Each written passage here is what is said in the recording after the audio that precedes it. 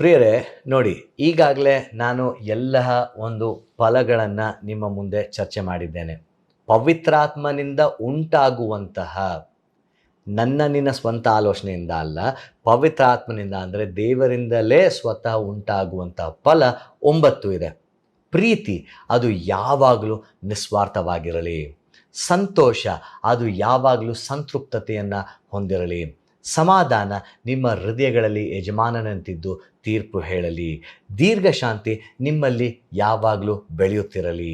ದಯೆ ಎಂಬುದಾಗಿ ಹೇಳುವಾಗ ನಿಮಗೆ ಕೆಟ್ಟದನ್ನು ಮಾಡುವಂಥವರಿಗೂ ಸಹ ತೋರಿಸುವಂಥ ಅನುಕಂಪವಾಗಿರಲಿ. ಉಪಕಾರ, ನೀವು ಎಷ್ಟರ ಮಟ್ಟಿಗೆ ದೂರ ಹೋಗಿ ಒಬ್ಬರಿಗೆ ಸಹಾಯ ಮಾಡಲಿಕ್ಕೆ ಸಾಧ್ಯ. ಸಾಧುತ್ವ, ನನಗೆ ಕೆಟ್ಟದಾಗಿದೆ ಹೌದು, ಆದರೆ ಕೋಪವನ್ನು ಬಿಟ್ಟು, ಅಲ್ಲಿ ಹಿಂಸೆಯನ್ನು ಬಿಟ್ಟು ನಾನು ಬೇರೆ ಯಾವುದೋ ಒಂದು ರೀತಿಯಲ್ಲಿ ಪ್ರತಿಕ್ರಿಯಿಸಲು ಸಾಧ್ಯವಾ? ನಂಬಿಕೆ, ಸಾಸಿವೆ ಕಾಳಿನಷ್ಟು ನಂಬಿಕೆ ನನ್ನಲ್ಲಿದೆಯಾ?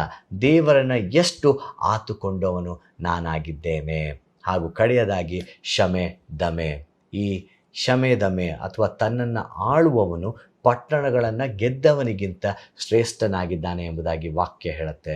ಸೊ ಅಲ್ಲಿಗೆ ನಾವು ಈ ದಿನ ನನ್ನ ಮೇಲೆ ಆ ನಿಯಂತ್ರಣವನ್ನು ಅಥವಾ ಹತೋಟಿಯನ್ನು ಹೊಂದಲು ಸಾಧ್ಯ ಅಥವಾ ಸಿದ್ಧನಾಗಿದ್ದೇನಾ?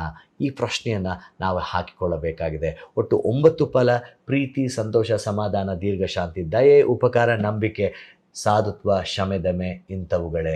ಗಲಾತ್ಯ ಪುಸ್ತಕ 5ನೇ ಅಧ್ಯಾಯ 22ನೇ ವಚನ ಪೂರ್ತಿಯಾಗಿ ಹಾಗೂ 23ನೇ ವಚನದ ಆರಂಭ ಭಾಗ.